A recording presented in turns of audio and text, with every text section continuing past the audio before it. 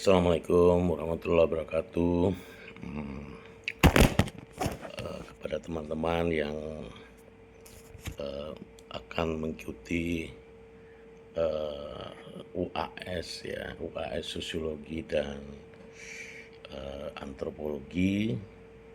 Nah, pada hari ini saya ingin menyampaikan semacam brief edition ya, edisi ringkas dari perkuliahan yang sudah kita jalani, dan outputnya nanti adalah teman-teman memilih salah satu dari kerangka teoritik yang kita bicarakan atau saya sampaikan pada kesempatan ini, kemudian memilih salah satunya dan menemukan objek dari teoritik itu.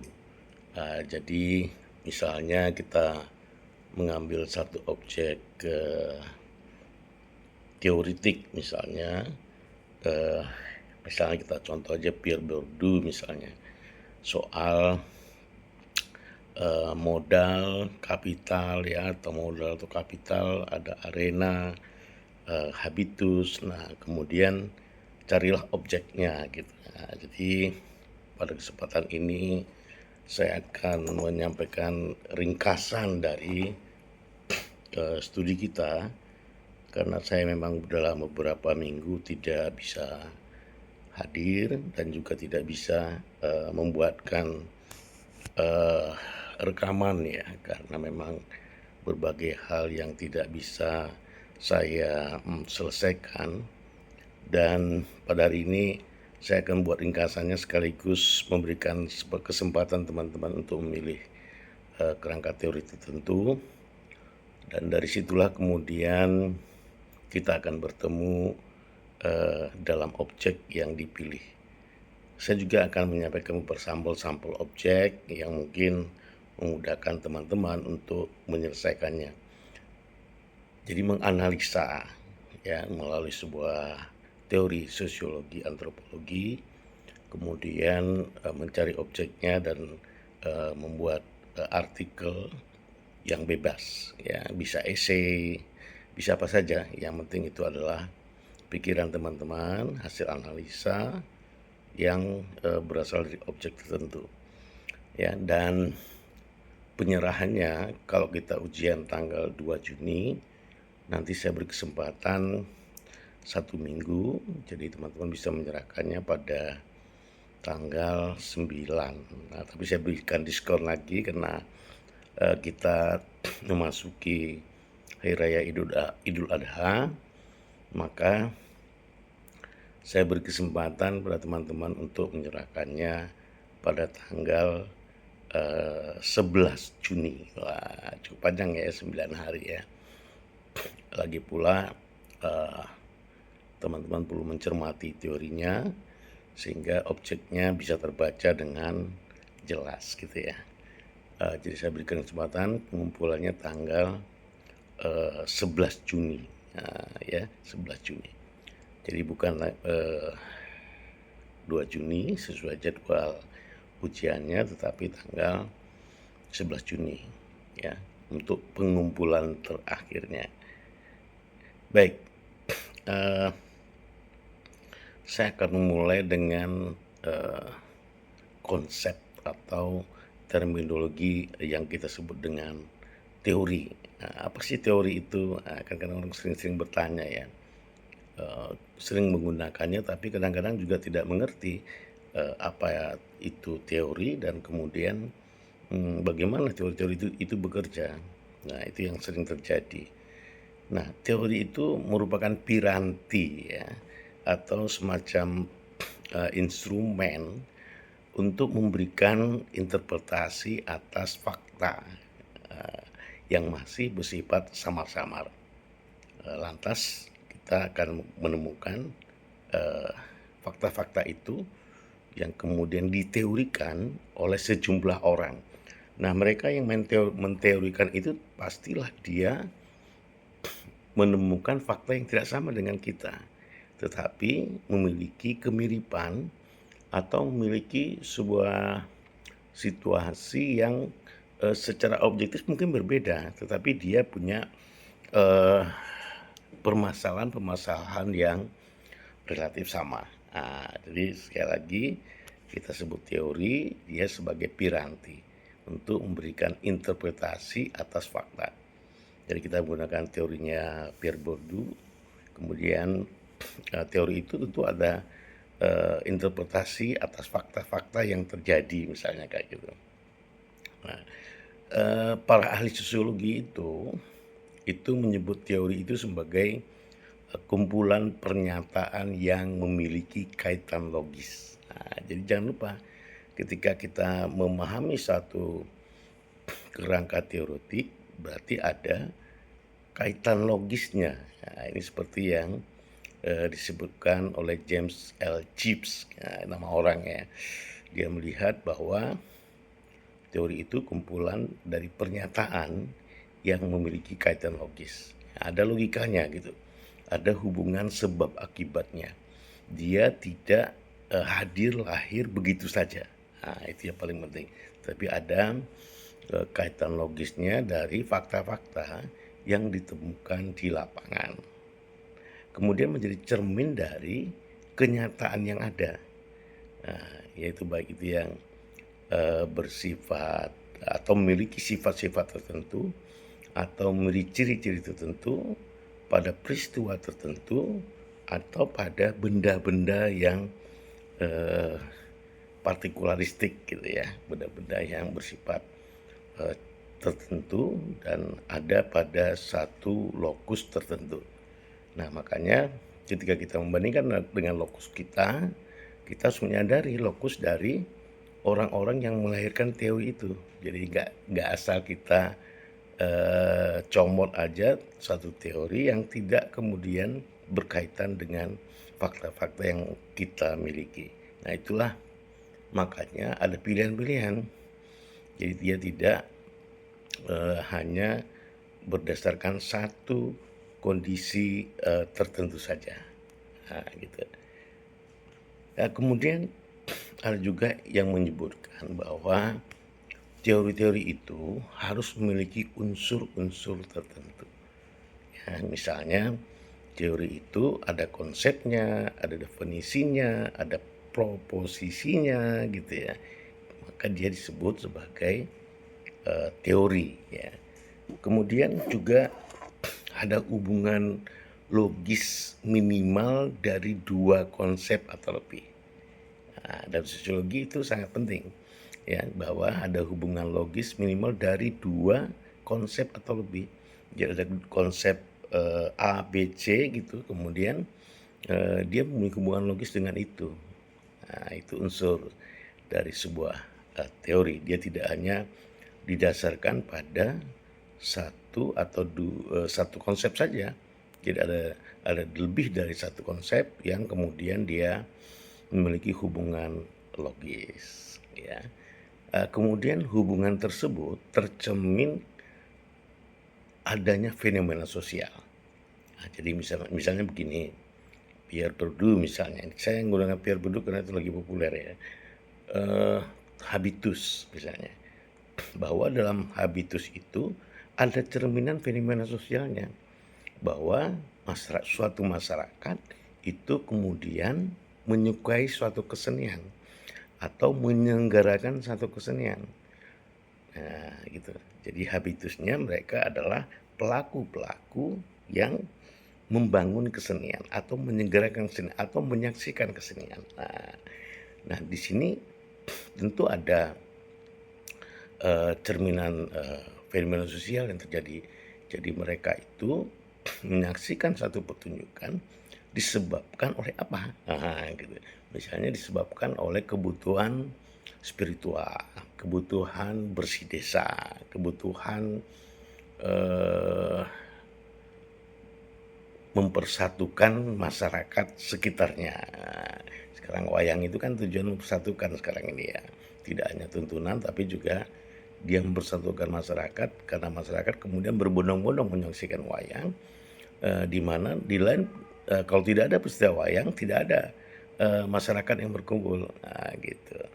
Kemudian teori bisa dipakai untuk memprediksi ya, ataupun, menjelaskan ya. Jadi kita misalnya wayang ya di satu desa, kemudian masyarakat, sangat menggemarinya atau mungkin terjadi penurunan, kegemaran gitu ya. Waktu masyarakat sekarang ini mungkin sibuk bekerja, maka mereka nggak begitu, minat gitu ya dengan wayang misalnya.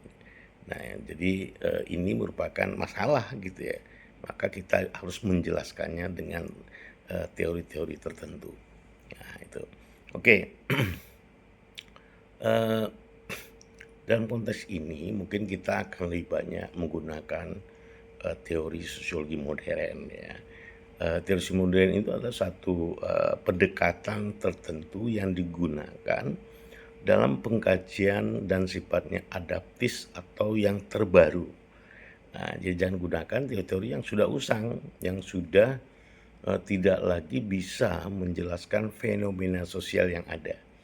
Ya misalnya ada, masyarakat yang tidak lagi menggemari kesenian misalnya.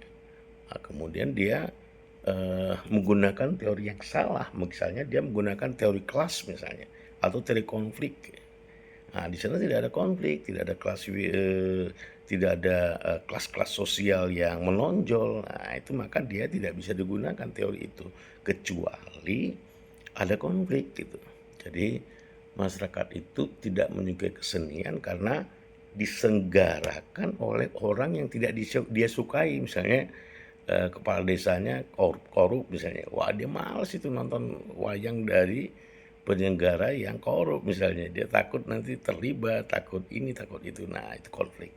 Nah, itu bisa menggunakannya. Jadi kita tidak bisa menggunakan satu teori sosiologi yang tidak baru atau dia tidak relevan gitu. Nah, gitu ya. Jadi ini, menurut saya, harus kita cermati betul pilihan-pilihan teoretik itu. Eee, kita mengenal beberapa teori, sosiologi modern itu seperti, fungsionalisme struktural gitu ya, atau interaksionis simbolik ya, atau konflik, atau fenomenologi ya. Ada juga yang, lebih baru lagi ada namanya etnometodologi ya, ada, teori peran, ada teori perilaku, ada pertukaran sosial, ada perubahan sosial, perubahan budaya dan sebagainya dan sebagainya. Nah, itu bisa, eee, kita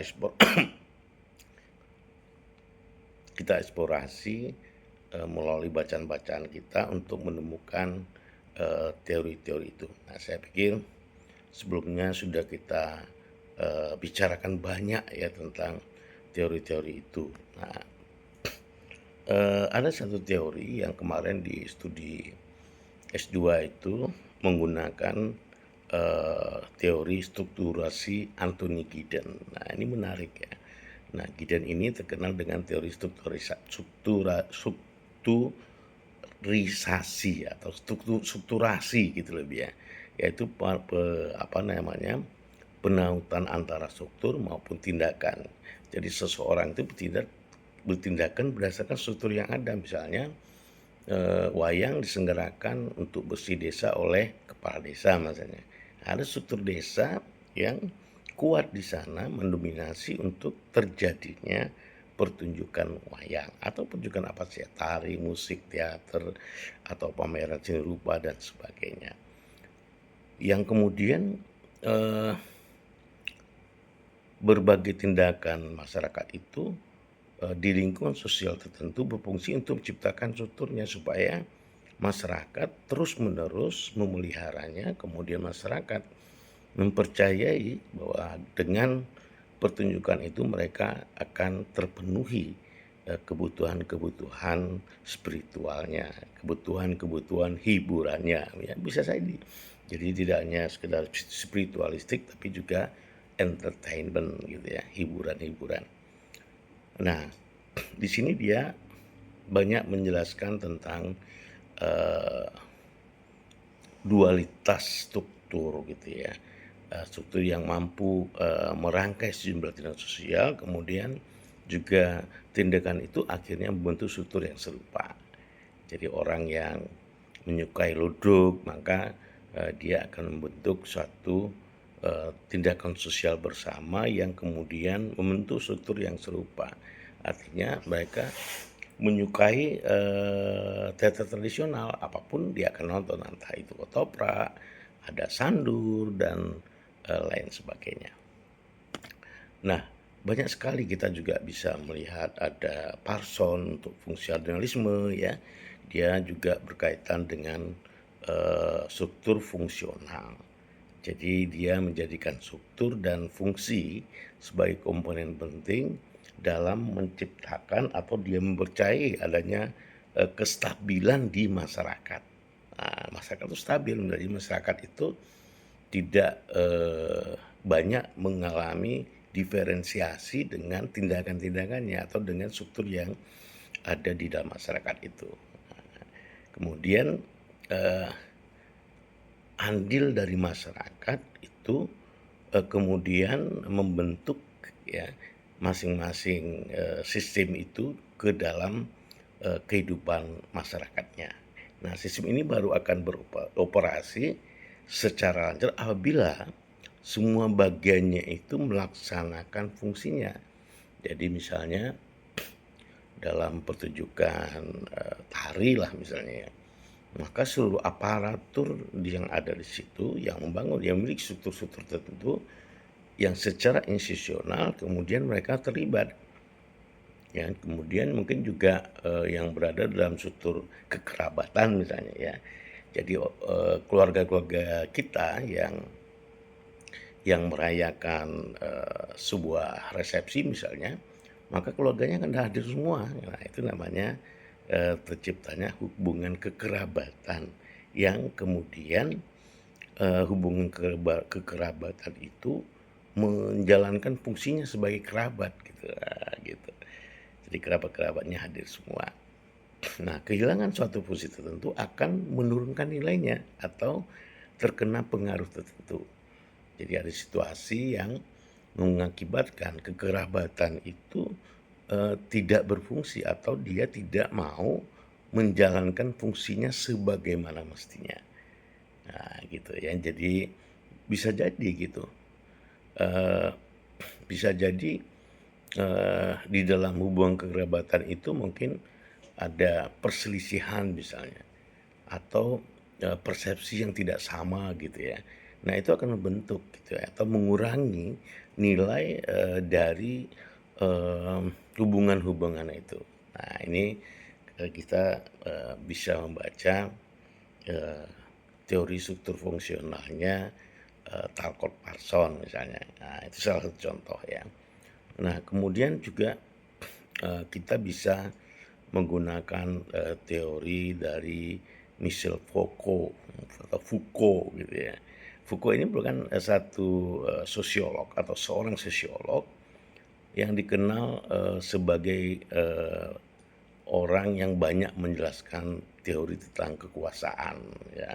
Jadi kekuasaan itu kemudian membentuk ya, dan membentuk satu hubungan-hubungan, membentuk relasi-relasi yang mempengaruhi orang lain. Nah, eee, Foucault menyampaikan bahwa sebelumnya kekuasaan dalam masyarakat berjalan lewat kedaulatan. Nah, baik itu dilakukan dengan kekerasan, dengan tipu-tipu juga bisa ya, konstitusi itu diubah sesuka hatinya. Nah, itu merupakan satu bentuk dari, permainan kekuasaan untuk mendapatkan kedaulatan dari rakyat, pasti rakyat ya. Baik itu dilakukan dengan kekerasan, nah kalau ini secara, eee, konstitusional dengan, mengubah, aturan-aturan hukum, nah itu juga bisa terjadi. Itu bagi bentuk juga permainan kekuasaan. Pergeseran proses ya, jalannya kekuasaan ini terjadi ke dalam bentuk disiplin. Ya, oleh sebab itu masyarakat kini dikuasai oleh disiplin waktu, disiplin ruang, ada pengawasan, hingga ada pemencaraan. Nah, ini efek dari permainan kekuasaan. Nah, sekarang ini sebagai contoh ya, ada kasus ijazah palsu misalnya. Nah, tiba-tiba orang-orang yang melaporkan itu justru dipenjarakan. Nah, gitu ya. Nah, itulah permainan kekuasaan karena dia menguasai ruang waktu pengawasannya dia miliki dan hingga dia melakukan pemenjaraan. Nah, gitu. Itu contoh ya yang dipikirkan oleh Michel Foucault. Eee, ada juga yang namanya Max Weber. Ya, Max Weber ini, eee, mengungkapkan teori pemahaman. Dalam teori sosiologi modern disebut dia menjabarkan bahwa individu itu bisa dipahami, tindakannya jika kita melihat dari sudut pandang orang tersebut. Nah, jadi orang itu apa sih yang dilakukan? Nah, kemudian, dari sudut pandang orang itulah kita mendapatkan informasi dan kita bisa menjelaskan apa yang menjadi pemahaman kita terhadap orang itu. Nah, gitu.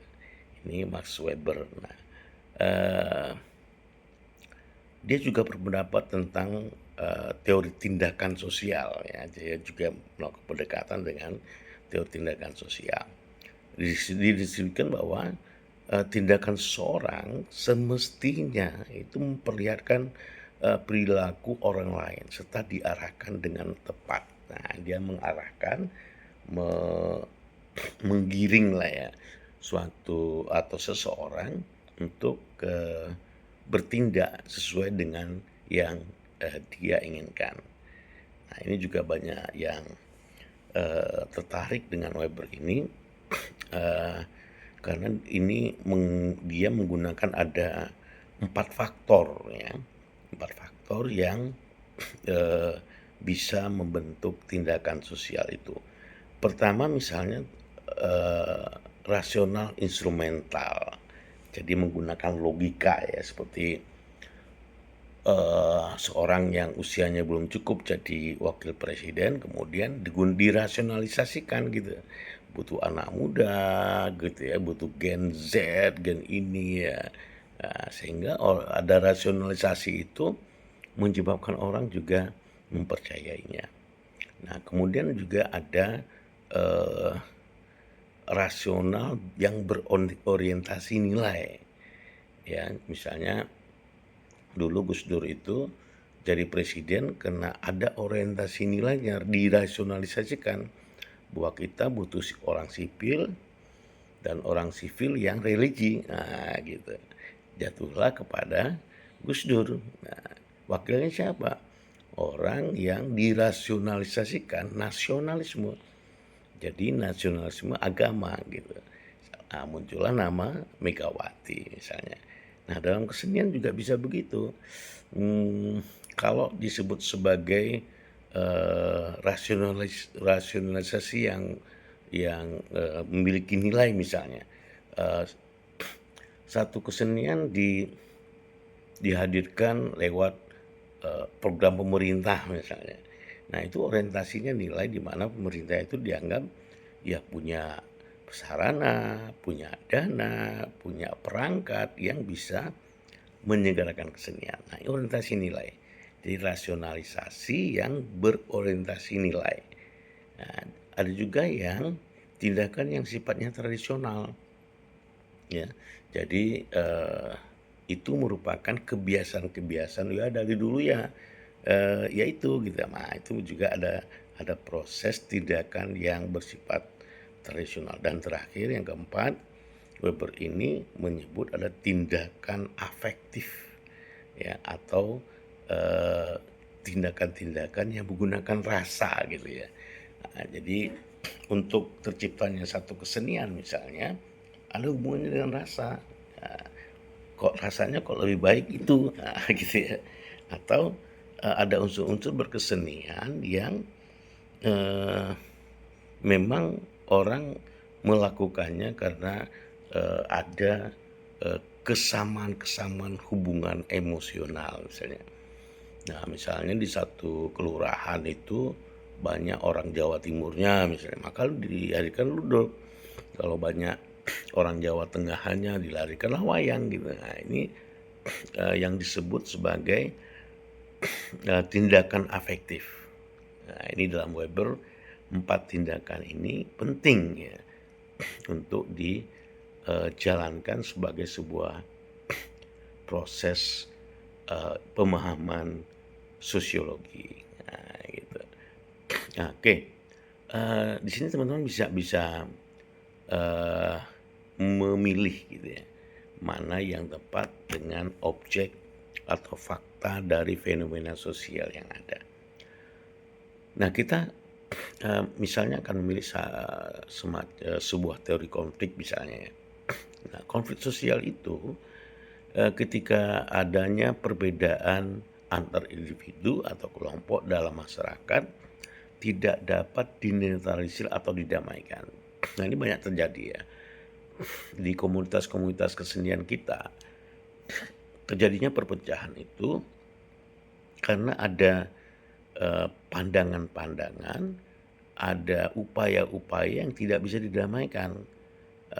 Ini banyak sekali ya di Desa Tanjung di Sumeneb itu juga ada 2 ludruk ya, kemudian pecah, hasil dari perpecahan gitu ya.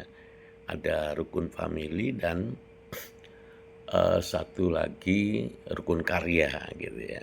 Nah, jadi dua dua, bentuk atau 2 komunitas ini hasil, perpecahan dari, ludruk yang sebelumnya. Jadi mereka satu keluarga, tapi kemudian berbeda pandangan.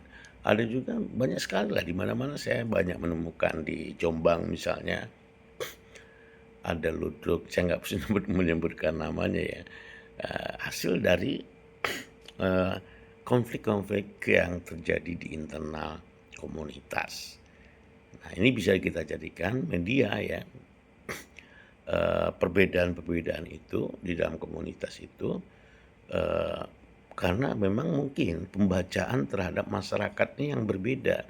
Oh masyarakat suka hiburan, suka haha hehe gitu ya, nggak suka dengan kesenian yang banyak mikir gitu ya, berfilsafat gitu ya, atau narasinya terlalu atau seperti, yang ada di Ponorogo gitu ya. Masyarakat sana senang duduk cuma monosukonya gitu, nggak seneng cerita, nggak seneng lawak, nggak seneng. Yang penting nyanyi-nyanyi dan joget-joget gitu, ada juga. Nah itu hasil dari konflik yang tidak bisa didamaikan antara keinginan penonton dengan realitas konseptual dari pertunjukan itu. Ya, dalam hal ini ludruk ya. Nah, ini juga satu problematika yang bisa kita kutip atau bisa kita kaji lebih dalam ya. Bahwa konflik itu ada perbedaan-perbedaan konseptual, ada perbedaan pandangan individu, ada mungkin perbedaan kultural gitu ya. Orang yang mungkin berasal dari kultur yang berbeda itu kemudian berselisih dengan orang-orang dari kultur yang lain lagi atau kepentingan. Ya, kepentingan. Jadi misalnya di zaman-zaman pasca G30S itu ya, itu kan pasca upaya dari pemerintah merangkul seni-seni sebagai objek untuk menjelaskan bagaimana pembangunan itu dijalankan. Nah, jadi ini juga kepentingan juga ada gitu ya. Ada satu partai yang kemudian menguasai perpolitikan kita sehingga dia sangat menentukan apa yang harus disampaikan, dilakukan dalam satu pertunjukan ludruk misalnya. Juga karena mungkin perubahan sosialnya terlalu cepat gitu ya. Jadi buru-buru gitu ya. Jadi mungkin sekarang ini memandang bahwa wah anak muda itu sukanya musik-musik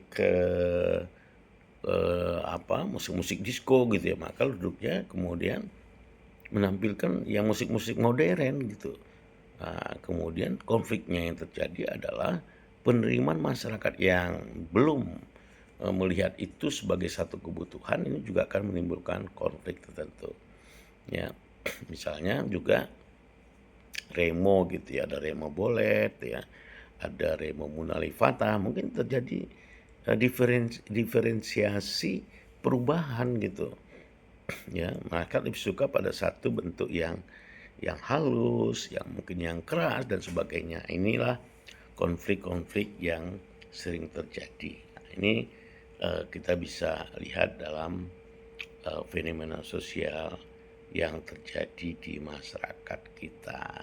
Nah, Karl Marx, nah ini tokohnya ya, ini sering diposisikan sebagai tokoh utama dalam berbagai pembahasan tentang teori konflik ya. Nah, teori konflik Karl Marx ini memandang konflik sebagai suatu bentuk pertentangan kelas sosial ya. Nah, dari sudut pandang itu ia memperkenalkan konsep struktur kelas di masyarakat, yaitu Karl Marx. Nah, teori konflik Karl Marx ini melihat masyarakat sebagai arena ketimpangan ya, atau inequality ya, tidak equal gitu ya, yang dapat memicu konflik dan perubahan sosial. Marx ini menilai konflik di masyarakat berkaitan dengan adanya kelompok yang berkuasa dan dikuasai. Jadi ada kelompok burjuasi dan ada kelompok proletariat, gitu. Nah, di teori Karl Marx ini konflik kelas dipicu oleh pertentangan kepentingan ekonomi. Nah, ini juga harus kita lihat, ada kepentingan politik dan juga ada kepentingan ekonomi. Jadi para penguasa burjuasi itu kemudian menganggap bahwa mereka yang menentukan hajat hidup orang banyak lewat produksi-produksi yang mereka ciptakan, yang kemudian itu membuat buruh menjadi tidak berdaya ya, atau dalam komunitas itu kemudian ada orang yang tidak berdaya menghadapinya gitu. Nah gitu, itu yang diteorikan oleh Karl Marx gitu ya. Ya sambil ngopi ya, biar ngetau ngeteh gitu ya. Nah, ada 4 konsep dasar dalam teori konflik Karl Marx itu. Yang pertama adalah struktur kelas di masyarakat ya. Kita pasti sangat merasakan atau menyadari ada struktur-struktur semacam itu. Ya, tidak bisa tidak itu ya. Bahwa struktur itu mempengaruhi seluruh hajat hidup orang banyak. Jadi orang yang bahkan di sisi perumahan saja ya, ada perumahan elit, ada perumahan yang kelas menengah ya, ada perumahan yang RSS gitu ya.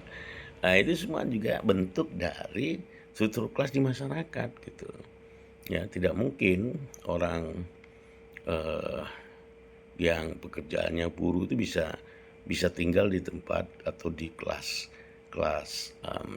borjuasi atau kapitalistik gitu, atau pedagang eh, besar dan sebagainya gitu ya. Nah, itu struktur kalau menurut Karl Marx ini secara ekonomi struktur itu membentuk. Nah, begitu dalam komunitas kesenian ya pasti ada strukturnya, ada struktur kelas di masyarakat itu. Mungkin mereka yang menyumbang gitu ya, begitu banyak gitu ya, atau lebih besar dari yang lain, maka dia akan mendapat posisi tertentu dari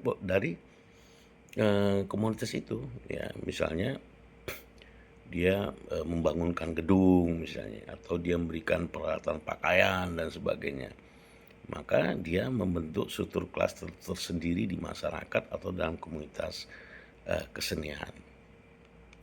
Kemudian kita juga melihat ada konsep dasar tentang kepentingan ekonomi yang saling bertentangan di antara kelas yang berbeda ya.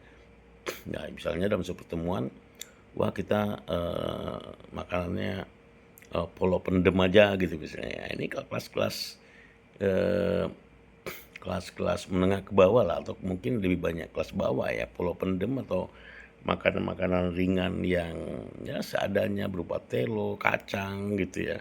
Nah, itu mendominasi. Nah, itu karena ada kepentingan ekonomi yang saling bertentangan di antara kelas yang berbeda. Jadi kalau kelas atas nggak mau dia karena kepentingan ekonominya bisa runtuh gitu ya, oleh adanya pilihan-pilihan untuk mereka yang tidak sesuai dengan, tatanan yang, mereka, hadapi. Ada juga yang karena makanannya tidak kelas atas, dia tidak mau makan, dia hanya duduk termenung, tertawa gitu ya, manggut-manggut gitu ya, itu biasa ya di dalam, kelas ya karena kepentingan ekonomi yang berbeda.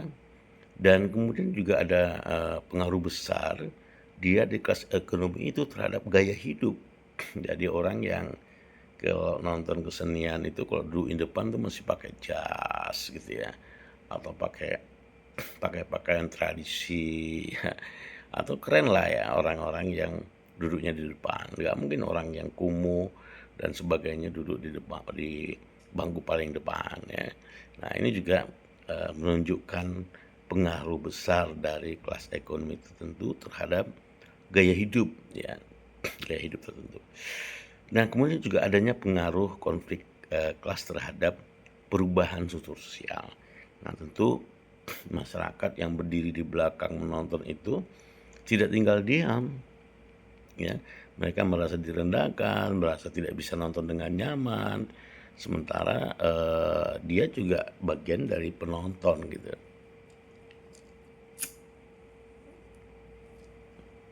Itu sering terjadi ya. Saya sering nonton pertunjukan masyarakat-masyarakat yang ya masyarakat tertentu lah, saya tidak menyebutkan masyarakat mana, kemudian, dari, tempat duduk itu mereka berusaha, seperti orang kayanya gitu ya, duduk paling depan bawa anaknya, kursinya ditambah-tambahin dengan pakaian, dengan, tas dan sebagainya. Kadang-kadang saya melihat, masyarakat semacam itu ya kasihan gitu ya. Seharusnya mereka ya bisa lebih rendah hati lah, ya apalagi ada penonton yang bukan dari kampung mereka gitu ya. Ya ada penghargaan lah atau ada upaya agar bisa ikut menonton gitu. Nah mereka kadang-kadang naikin kakinya ke kursi yang kosong gitu ya. Sering kali saya temui di pelosok-pelosok gitu ya. Eee, ya ya itu kita sebagai pendatang ya nggak boleh emosi menghadapi masyarakat yang seperti itu karena mereka ingin ingin show juga ya, ingin, menunjukkan diri mereka juga. Nah, itu, eee, bagian-bagian yang, tidak pernah bisa dipisahkan ya, juga ada kita bisa menggunakan teori konfliknya, Lewis Chaucer gitu ya, bisa juga menggunakan Ralph Dahrendorf ya.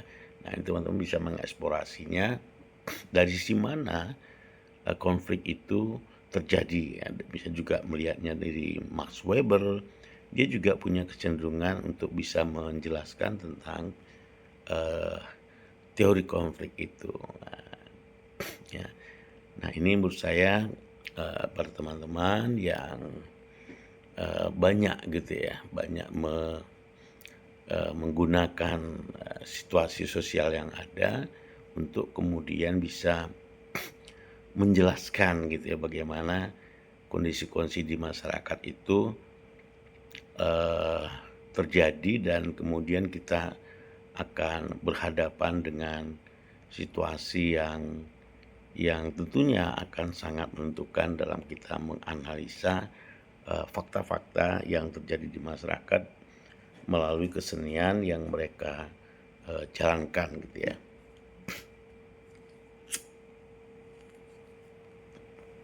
Nah, dalam, misalnya juga banyak orang menggunakan teori interaksionis simbolik ya, ya itu dia yang, melihat bahwa, teori interaksi simbolik itu, banyak juga, pengaruhnya pada kehidupan kehidupan, kita gitu.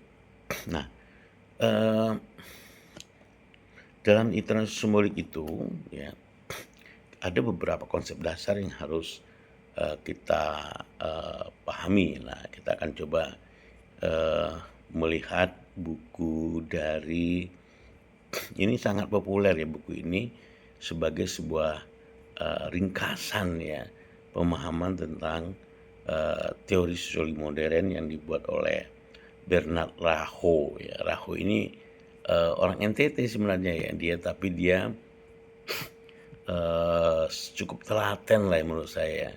Raho ini cukup telaten untuk, menuliskan kembali teori-teori sosiologi yang banyak berpengaruh pada, eee, dunia sosial kita, ya. Jadi Raho ini mungkin saya waktu masih studi di tahun-tahun 2000-an gitu ya, ini dia buku yang berbahasa Indonesia, penjelasannya cukup sederhana Raho ini ya.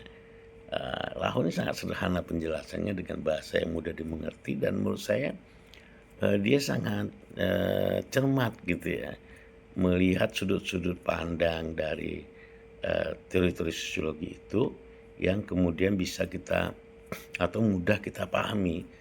Nah, itu kalau saya lihat, dari buku Bernard Raho yang sebenarnya orang-orang NTT ya, setahu saya dia orang NTT yang sangat telaten gitu ya, memahami, bagaimana, teori sosiologi itu, sosiologi modern khususnya, yang mudah kita, eee, mengerti. Nah, ini saya akan, bukakan buku, yang ditulis oleh Raho ini untuk kita mencoba untuk memahami teori interaksionis simbolik. Nah, dia menyebutkan di situ ada latar belakangnya, di sini orang-orang yang berjasa mengembangkan teori ini, menurut dia salah satunya adalah George Simmel ya. George Simmel ini sosiolog Eropa pertama yang melakukan studi serius tentang interaksi. Ini menurut Raho ya. Walaupun sebenarnya, teori interaksi itu juga banyak dikembangkan, atau dilihat dari sisi, orang-orang seperti tokoh-tokoh yang berangkat dari, teori-teori struktural ya. Itu juga sangat, mempengaruhi dari munculnya teori interaksionis simbolik ini. Nah, menurut, Simmel ya seperti yang dijelaskan oleh Raho ini, struktur-struktur dan proses-proses makro yang dipelajari oleh teori-teori fungsionalisme itu, eee, dan teori konflik itu kemudian cermin dari interaksi-interaksi. Jadi seseorang, menimbulkan konflik di lingkungannya, kemudian dari situlah terjadi interaksi. Kalau nggak ada konflik nggak ada interaksi gitu. Nah gitu. Jadi misalnya, tidak ada orang yang menentang keadaan dari satu komunitas, maka pasti tidak akan ada konflik, tidak ada interaksi akhirnya. Ya adem ayem gitu istilahnya ya. Jadi adem ayem, komunitas itu berjalan sesuka hatinya dan atau berjalan di rel yang, secara struktural masyarakat sudah menjadi bagian dari yang terjadi di situ. Jadi nggak ada konflik, jadi interaksinya itu hanya, mungkin bersifat tradisional gitu ya, turun-temurun, ya begitu. Seperti misalnya, eee, penari sebelang di Banyuwangi gitu ya, itu nggak perlu milih ya, sudah berdasarkan mimpi ya maka si A jadi penarinya, beda dengan gandrung, nah gitu. Nah ini menurut Raho ini atau berdasarkan pandangan Simmel, dia melihat bahwa, eee, dari konflik itulah kemudian terjadi, interaksi ya. Nah di sini dia memiliki perhatian khusus, tentang pemahaman akan bentuk-bentuk konsekuensi berbagai, interaksi yang berbeda-beda. Nah salah satunya yang menjadi pusat perhatiannya adalah hubungan antar individu, dan, masyarakat. Nah ini, dilihat dari kacamata, George Simmel. Nah kalau dilihat dari kacamata William James misalnya, yang ikut mengembangkan, secara jelas konsep tentang self ya, tentang diri gitu ya. Nah bagi dia, manusia mempunyai, kemampuan untuk melihat dirinya sebagai objek. Nah dia hanya nurut ya, dia menurut apa yang terjadi di lingkungannya. Di sini, dia juga dapat membentuk tanggapan-tanggapan terhadap perasaan-perasaan dan sikap-sikap, eee, dari masyarakat itu sendiri. Jadi dia mengikuti apa yang menjadi keinginan masyarakat. Jadi masyarakatnya itu senang dengan tarian, ya dibentuklah tarian gitu. Senang dengan musik, ya maka itu yang dalam konteks James ya, dalam konteks self-nya James itu mengikuti apa yang menjadi kecenderungan atau keinginan-keinginan atau kapasitas-kapasitas yang ada di dalam masyarakat ya. Kemudian ada juga Cooley ya. Charles Horton Cooley ini menjelaskan dua hal tentang self. Ya, pertama dia melihat self itu sebagai proses di mana individu itu bisa melihat diri mereka sendiri sebagai objek bersama dengan objek lainnya. Nah, jadi misalnya kita ini sebagai penonton, nah dia melihat dirinya sebagai penonton eh, dengan melihat orang-orang lain yang juga sebagai penonton. Nah, dia tidak tidak memisahkan ya antara dirinya dengan orang yang juga berposisi sebagai penonton. Gitu. Di dalam posisi sebagai objek itu, sebagai penonton itu eh, terjadi di lingkungan sosialnya. Jadi kalau kita nonton sebuah pertunjukan musik ya, musik slang misalnya di Kodam gitu ya. Nah, itu di situ orang melihat dirinya sebagai objek yang juga memiliki persamaan atau memiliki objek yang sama ya, objek bersama gitu ya, dengan penonton lainnya dalam event misalnya sebuah pertunjukan musik slang misalnya. Saya beberapa kali nonton slang, nonton Dewa 19 gitu ya, menonton Club Project ya. Nah, di sini masyarakat menempatkan dirinya sebagai objek yang bersama dengan objek lainnya di dalam lingkungan tontonan itu. Nah, itu yang pertama. Kuliah itu melihat dua hal penting tentang self itu. Yang kedua, dia melihat bahwa self muncul dari komunikasi dengan orang lain. Misalnya slankers dari Jambangan misalnya bertemu dengan slankers dari Jombang gitu atau dari Peterongan gitu. Nah, di sini muncul komunikasi dan berinteraksi dengan orang lain. Seorang individu menafsirkan gerak-gerak orang lain. Wah, jadi misalnya menggoyang-goyangkan baju ya atau naik ke pundak teman, pasang spanduk dan sebagainya itu. Nah, ini menurut Kule ini ya inilah bentuk dari interaksi dengan adanya komunikasi dengan orang lain. Nah, kemudian terjadi interaksi, individu menafsirkan gerak-gerak orang lain dan dengan demikian dia dapat melihat dirinya berdasarkan sudut pandang orang lain. Oh, ternyata itu asik ya gitu ya. Ternyata oh itu menyenangkan, oh itu menggembirakan gitu dan sebagainya. Nah, ini yang disebut sebagai slave yang muncul dari komunikasi dengan orang lain. Nah, silakan teman-teman memilih Cooley ini untuk membaca objek yang ada di lingkungan masing-masing ya. Nah, saya pikir itu ya, masih banyak lagi, ada John Dewey ya, ada George Hamid gitu ya, yang melihat ada unsur main, ada unsur yang menentukan gitu ya dalam terjadinya interaksi, ada unsur self juga. Kemudian dari unsur-unsur itulah tercipta interaksi. Nah, kemudian juga ada masyarakat yang turut menentukan terjadinya interaksi itu. Nah, prinsip dasar interaksi simbolik itu ya orang juga banyak menggunakannya pandangan-pandangan Bloomer gitu ya, yang telah berusaha mencari dan merumuskan prinsip-prinsip dasar dari teori ini. Dan di sini dia juga melihat ada unsur kemampuan berpikir, ya, atau kemampuan untuk berpikir. Nah, di sini asas pentingnya bahwa manusia itu memiliki kemampuan untuk berpikir, membedakan interaksionis simbolik dari akal behaviorisme.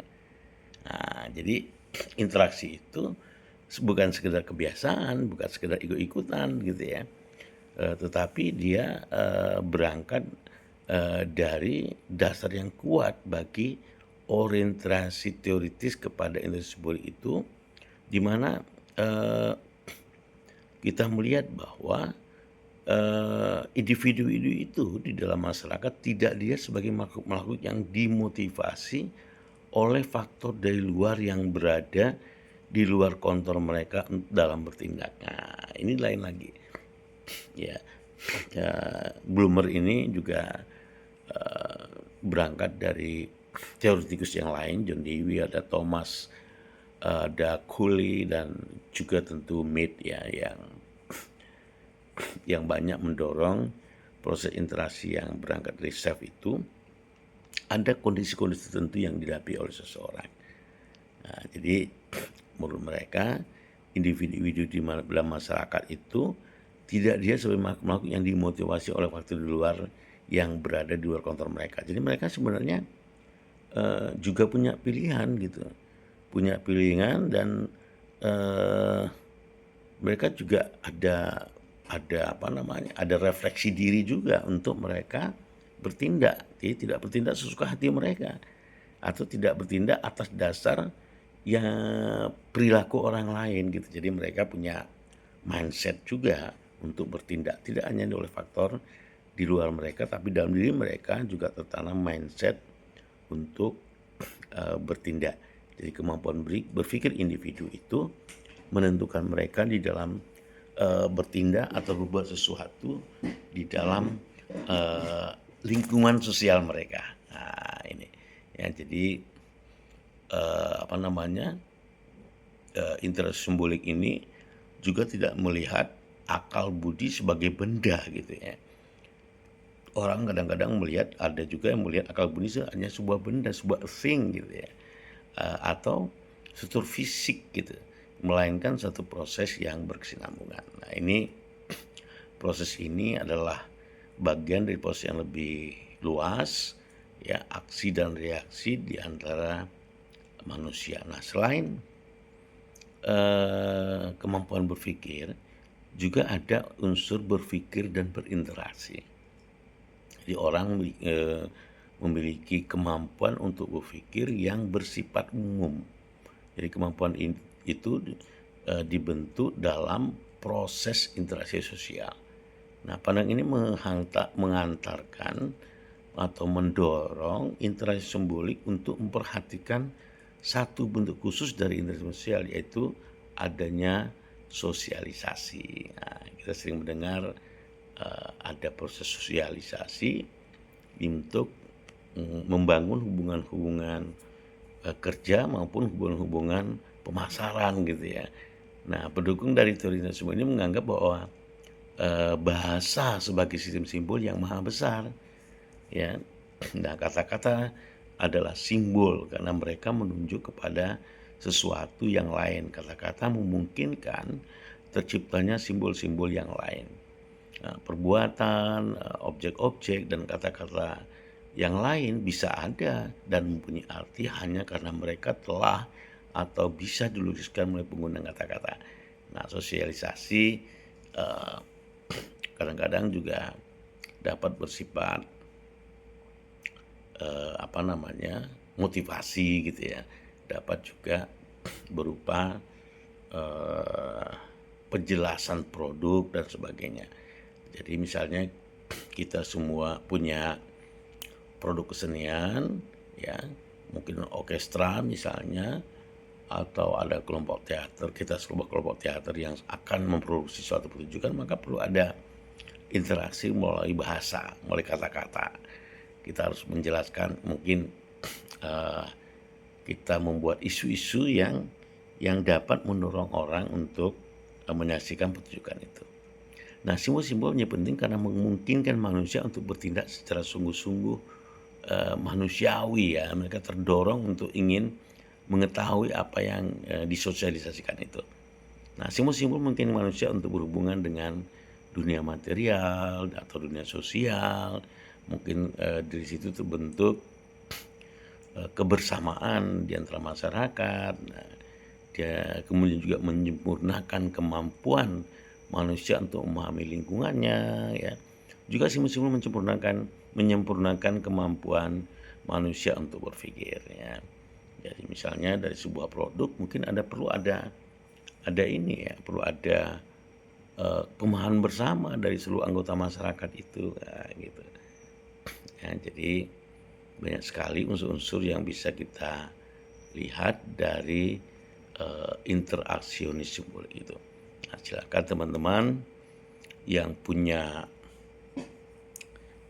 yang punya kecenderungan dari kesenian tertentu bisa menggunakan interaksionis simbolik ini. Ya, oke. Ada yang juga penting ya untuk kita pahami adalah hubungan diri itu, ya diri manusia atau individu itu atau dikenal dengan self itu konsep yang penting ya bagi interaksionis simbolik ya. Terutama misalnya ada Erving Goffman ya, itu dia melihat ada unsur-unsur diri yang menentukan di dalam proses terjadinya interaksi simbolik. Juga ada myth gitu ya. Di sini kita harus memahami dulu ide yang disebut sebagai looking glass self ya, yang dikembangkan oleh Cooley tadi kita sudah jelaskan di awal. Apa yang dimaksud dengan looking glass self ya? Adalah bahwa manusia punya kemampuan untuk melihat dirinya sendiri sebagai halnya dia melihat objek sosial lain. Jadi ide tentang looking glass self ini dapat dipecah-pecahkan ke dalam 3 komponen. Ya, kita membayangkan bagaimana kita menampakkan ya. Jadi kita menampakkan bagaimana penilaian mereka terhadap penampilan kita. Nah, ini dalam Foucault pun juga menggunakan ini ya untuk menjelaskan kecenderungan-kecenderungan hasrat manusia. Nah, yang kedua membayangkan bagaimana penilaian mereka terhadap penampilan kita. Nah, dalam Erving Goffman ada panggung depan, panggung belakang. Nah, di sini merupakan bayangan kita bagaimana kita ini mengembangkan diri kita sehingga ada penilaian terhadap diri kita dari orang lain. Nah, yang ketiga bagaimana kita mengembangkan semacam perasaan tertentu sebagai akibat dari bayangan kita tentang penilaian orang lain. Nah, itu banyak ya, hampir semua dari teoretikus interaksionis simbolik menggunakan pandangan ini. Nah, konsep Cooley tentang looking glass self ini dan konsep myth tentang self sangat penting dalam perkembangan konsep interaksionis sosiologi modern. Nah, kalau Blumer itu mengartikan self lebih sederhana ya. Menurut dia self itu ya semata-mata berarti manusia bisa menjadi objek dari tindakannya sendiri gitu. Ya, dia berbuat sesuatu terhadap dirinya sendiri dan mengarahkan dirinya dalam tindakan tertentu. Nah, itu dalam konteks dalam konteks Blumer itu mungkin lebih simple gitu ya. Dia berbuat sesuatu terhadap dirinya sendiri dan mengarahkannya dirinya dalam tindakan tertentu. Nah, saya memungkinkan manusia bisa berbuat sesuatu dan bukan cuma bereaksi ya terhadap rangsangan atau stimuli yang berasal dari luar. Nah, ini yang kemudian orang akan melihat teori dramaturgi sosial Erving Goffman dalam konteks self ini ya. Nah, ini juga sangat berpengaruh sekali ya. Nah, kita coba sedikit menyinggung ya teori dari Erving Goffman ini. Ya. Ya, Erving Goffman menulis ya yang kemudian karya itu cukup populer ya, yang namanya Presentation of Self in Everyday Life. Nah, jadi ada kehadiran diri atau penampakan diri di dalam kehidupan sehari-hari. Nah, konsep ini yang pernah dia tulis sekitar tahun 1959 tentang self sangat dipengaruhi juga oleh John Smith ya, khususnya dalam diskusi tentang ketegangan antara I ya, dan me ya. Jadi I sebagai aspek diri yang spontan dan me sebagai aspek diri yang dibebani oleh norma-norma sosial ya. Nah, ketegangan ini terjadi karena adanya perbedaan antara apa yang orang lain harapkan supaya kita berbuat dengan apa yang ingin kita lakukan secara spontan. Ya, ada perbedaan antara keinginan pribadi dan keharusan yang diharapkan orang lain dalam masyarakat. Nah, kita paling sering ya, dalam bertindak sesuatu itu kemudian tidak bersesuaian dengan masyarakat gitu ya. Nah, disinilah kemudian eh, ada kepentingan pribadi misalnya atau keinginan pribadi dan keharusan yang diharapkan oleh orang lain atau masyarakat yang sehingga kita berbuat seperti itu gitu. Jadi misalnya masyarakatnya tertib gitu ya, atau dalam sebuah komunitas latihannya tepat waktu gitu ya, atau ada yang molor. Nah, kemudian terjadilah upaya berbuat seperti yang dilakukan orang lain. Nah, ini dalam konteks Gus Bukman maupun Smith ini sangat menonjol ya. Karena itu Gufman cenderung melihat kehidupan sosial sebagai satu seri drama ya, kayak pertunjukan. Makanya dia melahirkan teori yang dia sebut sebagai teori dramaturgi. Nah, kita coba kenali hakikat self dari Erving Goffman ini. Nah, Goffman melihat self itu bukan sebagai milik aktor atau pelaku. Jadi kita ini yang bernama kita ini bukan pemiliknya gitu, melainkan produk atau hasil interaksi kita dengan orang lain. Jadi misalnya ada orang kayak saya begadang gitu ya. Nah, bisa jadi begadangnya saya itu bukan karena hasil dari self saya, tapi karena melihat orang lain juga begadang, nggak bisa jadi gitu. Nah, ini kalau menurut Goffman gitu ya. Jadi bukan milik dari diri kita, tetapi hasil interaksi kita dengan orang lain gitu. Jadi kita melihat orang yang seperti itu, kita akhirnya juga seperti itu juga. Nah, itu. Jadi kalau misalnya kita melihat orang malas-malasan, kita akhirnya ikut malas-malasan.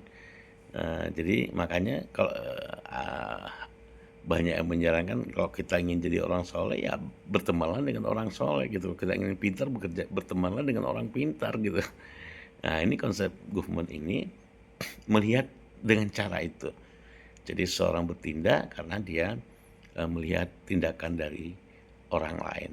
Jadi self adalah produk atau hasil dari interaksi ya antara diri kita dengan orang-orang di sekitar kita atau penonton, istilahnya aktor dan penonton gitu ya.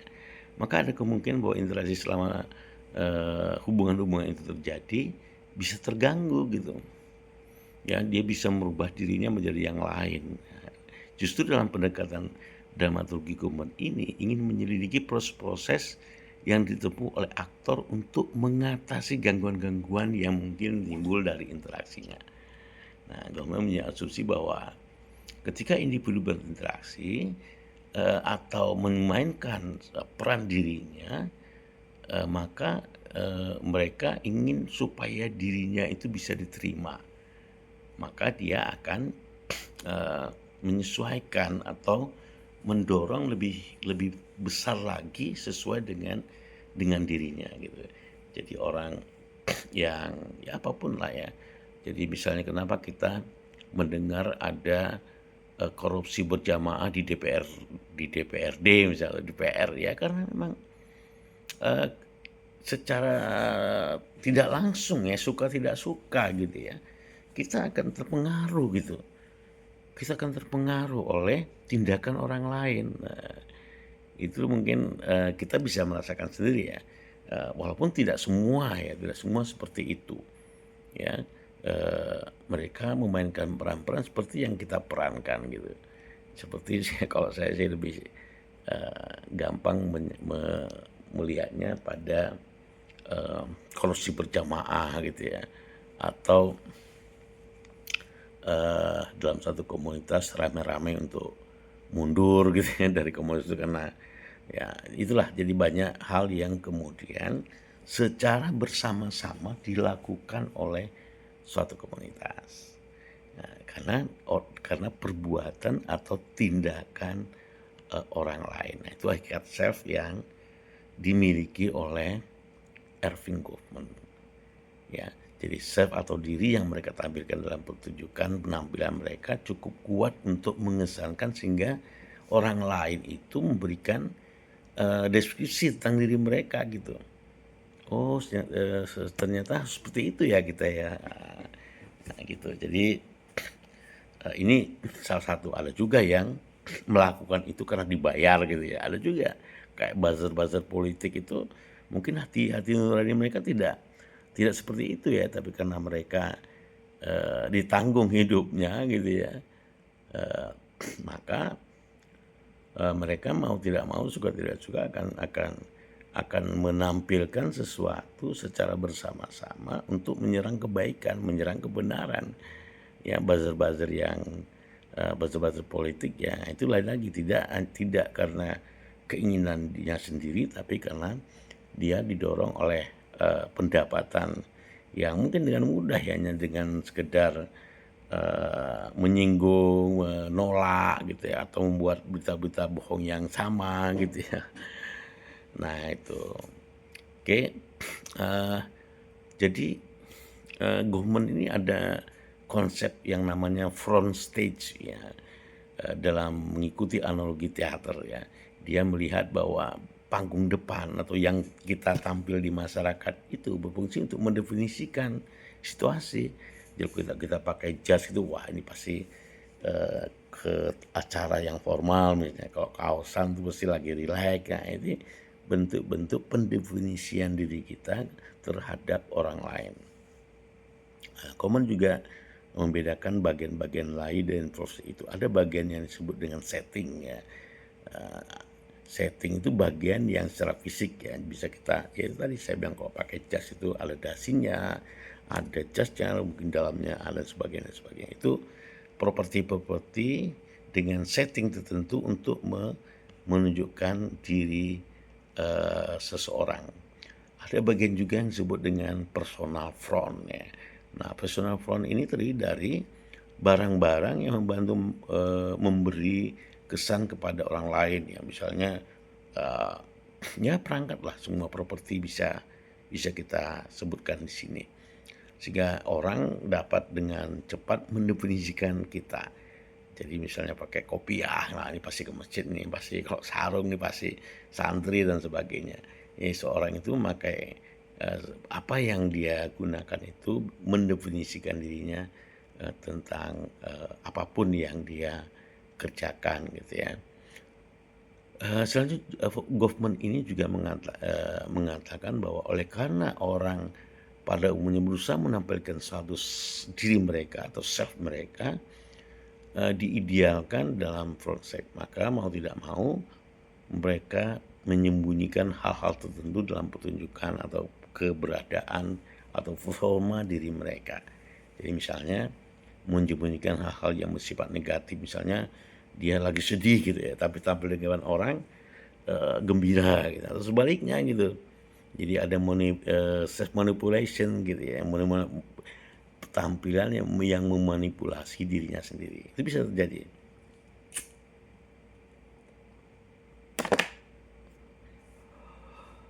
Atau seorang dokter harus menyembunyikan hal negatif, misalnya dia perokok gitu ya. Sebenarnya dokternya kalau ngomong pasien nggak boleh merokok gitu ya, sementara dia sendiri adalah seorang perokok. Nah, itu contoh. Atau, eee, ya saya nggak mau menyebutkan orang kesenian ya, banyak juga ya seniman-seniman pemalas tapi kalau ngomong ke orang ini kayaknya, rajin gitu ya. Nggak apa-apa itu contoh, tapi ada gitu ya. Jadi, nah yang kedua mungkin ingin menyembunyikan kekeliruan yang terjadi selama latihan misalnya ya. Eee, nah ini juga, sering terjadi ya, eee, jadi ada upaya untuk, menyembunyikan kekurangan, kelemahan di hadapan orang lain. Kemudian mungkin merasa perlu untuk menunjukkan, hanya hasil dari usahanya aja dan tidak menunjukkan bahwa usaha yang dilakukan untuk mencapai hasil itu. Nah gitu. Jadi dia hanya melihat, eee, hasil akhir tapi tidak menjelaskan prosesnya. Nah ini banyak juga misalnya ada profesor gitu ya menghabiskan berjam-jam menyiapkan bahan kuliah seperti saya sekarang ini. Tapi, dia mungkin ingin berbuat seolah-olah dia sudah menguasai bahan itu, padahal enggak juga gitu. Nah, bisa jadi ya. Jadi dia, kelihatan di depan, mahasiswanya gitu kayaknya udah banyak bahan yang dia siap, tapi sebenarnya belum tentu juga gitu. Dan juga mungkin, seseorang itu merasa perlu untuk menyembunyikan dari orang lain ya, bahwa ia menggunakan cara-cara yang kotor, cara yang tidak tidak benar dan sebagainya. Itu sangat mungkin terjadi. Ah, ini lidah saya kayak ada apa ya namanya orang kayak panas dalam gitu ya. Jadi agak agak susah untuk bicara dan minum juga. Dalam kehidupan sosial, seorang individu harus menyokok misalnya itu juga bentuk-bentuk dari penyembunyian ya keberadaan self itu pada orang lain. Dan juga ada penampilan-penampilan atau performance dari seseorang itu bisa saja mengesampingkan standar-standar tertentu gitu ya, yang kemudian dia seolah-olah, berada dalam standar itu. Juga ada yang, mungkin saja merasa perlu untuk menyembunyikan perasaan sakit hati ya, kemudian, tapi dia kemudian tidak merasa bersalah dengan perbuatannya itu. Jadi itulah, contoh-contoh ya dari, presentation of life ya, atau teori dramaturgi, Erving Goffman ya. Jadi teman-teman bisa bisa mengamatinya lebih jauh dan, terakhir dalam konteks ini saya akan menjelaskan sedikit tentang, teori fenomenologi ya. Nah, ini juga banyak, digunakan, di mana, teori yang, berada di dalam paradigma fakta sosial itu melihat kenyataan sosial sebagai sesuatu yang berada di luar individu. Nah, jadi yang terjadi di, dunia sosial itu belum tentu merupakan, perbuatan tindakan individu. Jadi kenyataan sosial tersebut merupakan suatu realitas yang berdiri sendiri di luar, diri seseorang. Nah ini, konteks dari, fenomenologi. Sebagai teori yang bernaung di bawah paradigma definisi sosial, maka fenomenologi maju selangkah lagi dengan mengatakan bahwa kenyataan sosial itu tidak bergantung kepada makna yang diberikan oleh individu. Jadi ada keterpisaan ya dari individu dengan, fakta sosial yang terjadi di sekitarnya. Ini teman-teman bisa analisa lagi di mana, fenomenologi itu, masuk dalam dunia sosiologi sebagai, karya misalnya Albert Schweitzer ya, yang dipengaruhi oleh Visus Schumann, ada Husserl ya dan sebagainya itu ya. Kemudian dari sini kita melihat bahwa fenomenologi awal itu dipikirkan oleh Husserl ya, kemudian ada, problem filosofis yang muncul di mana pertanyaan-pertanyaan mendasar yang mengkonversi semua usaha pencarian filsuf adalah, apa artinya real ya misalnya, apa sesungguhnya yang ada dan sebagainya. Itu, banyak-banyak fenomenologis yang berkaitan dengan, fakta-fakta sosial, maupun definisi sosial yang, terjadi di masyarakat. Nah, Haskell menggunakan istilah dunia itu dengan sikap yang alamiah ya, untuk dunia dihidupi begitu saja oleh manusia, yakni dunia yang diterima begitu saja dari hari ke hari, tetapi kemudian dia menggunakan istilah dunia kehidupan dalam pengertian dunia kehidupan sehari-hari dengan konsep-konsep ini menekankan bahwa manusia bekerja dalam dunia yang diterima begitu saja dari hari ke hari yang menyerap masuk ke dalam kegiatan mental kita. Nah, jadi kita kemudian sudah terbiasa ya dengan melihat keadaan-keadaan itu, kemudian kita merasa itulah diri kita, itulah yang pantas untuk kita jalani. Nah ini begitu luasnya ya dunia sosial kita, eh, kita kemudian bisa memahami sebagai sebuah penguat ya dalam relasi-relasi sosial kita. Nah, eh, doktrin filosofis Husserl ini ya itu dianggap gagal ya. Dia tidak berhasil mengembangkan teori abstrak tentang kesadaran manusia yang secara radikal ditarik dari dunia kehidupan sehari-hari. Tapi ide-idenya menjadi dasar dari fenomenologi ini dan pengembangan di dalam etnometodologi. Jadi pokok-pokok pikiran hasil yang kini menjadi dasar fenomenologi dapat diringkas ya atau kita ringkas ya. Misalnya pendekatan terhadap proses-proses abstrak ya, dari kesadaran merangsang para pemikir yang lebih kemudian mencari tahu bagaimana proses mental seorang individu bisa membentuk hakikat dunia sosial. Nah, kemudian keprihatinan terhadap penciptaan dunia sehari-hari mengantar para ahli untuk mempertanyakan bagaimana manusia menciptakan rasa realitas dan bagaimana rasa realitas itu dipertentangkan dengan suasana yang benar-benar real.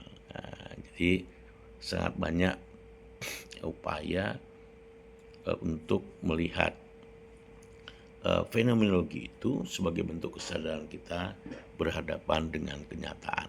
Nah, kita coba kepada Alfred Schultz ya, yang juga banyak belajar dari Husserl. Schultz ini lebih menangkap bahwa ketika dia menganalisa ya karya-karya Max Weber gitu, di mana dia melihat tindakan sosial terjadi ketika aktor-aktor orang-orang itu menyadari secara penuh kehadiran satu sama lain. Jadi kita punya kesadaran ada orang lain di sekitar kita yang juga akan membentuk diri kita. Nah, di sini analisanya pada Weber itu di mana Weber itu berpandangan bahwa ilmu pengetahuan tentang masyarakat mesti dimengerti pada tingkat makna. Nah, Sus ini lebih menekankan kepada tindakan-tindakan kritis dan lebih terperinci gitu ya, di mana dia melihat bahwa ada kegagalan Weber untuk menggunakan metode Verstehen-nya dan mencari tahu mengapa dan melalui proses apa para aktor bisa memahami arti yang sama ya.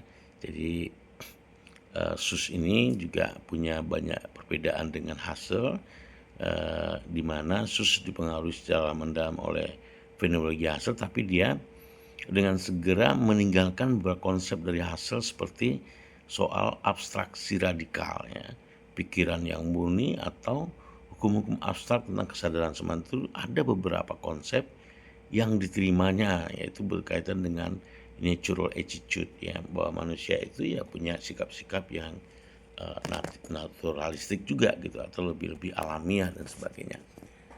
Jadi begitu ya teman-teman, saya pikir waktunya untuk mencoba menganalisa ya, menggunakan teori konflik boleh, menggunakan teori-teori budayanya Bourdieu boleh ya, atau menggunakan teori-teori fenomenologi, teori konflik dan sebagainya. Jadi sebelum saya akhiri, silakan menggunakan kerangka-kerangka teori itu. Kerangka teori itu kemudian melihat objek yang terjadi di sekitar. Buatlah analisa itu. Itu tugas ujian akhir semester kita di tahun ini, dan seperti saya katakan tadi, penyerahannya dilakukan pada tanggal 11. Nah, tolong disebutkan di subjek pengiriman emailnya itu eh, sosiologi antropologi eh, tahun ini ya, karena ada beberapa mata kuliah yang mengirimkan tugas. Nah, kalau dibuat ini mata kuliah sosiologi antropologi, maka akan lebih mudah untuk apa namanya, mengkategorikan atau memverifikasi hasil dari tugas UAS itu. Terima kasih buat teman-teman semua. Eh, Tetap semangat, tetap kerja keras, tetap melakukan sesuatu yang terbaik. Dan kemudian dalam konteks ini saya ingin mengatakan bahwa eh, semua dilakukan sendiri ya, jangan berkelompok ya, individu. Jadi kelompok, ya, jangan berkelompok tapi secara individu. Apapun yang dilakukan adalah baik, ya, jangan pernah menyerah dan jangan pernah merasa takut membuat sesuatu yang terbaik bagi karya-karya yang kita lakukan. Dan selamat Idul Adha juga, karena beberapa hari lagi kita akan menyambut Idul Adha. Di sini semangat Idul Adha itu sebagai semangat kejujuran, sangat kerendahan hati, semangat kita menerima apa yang terbaik bagi diri kita. Saya pikir demikian.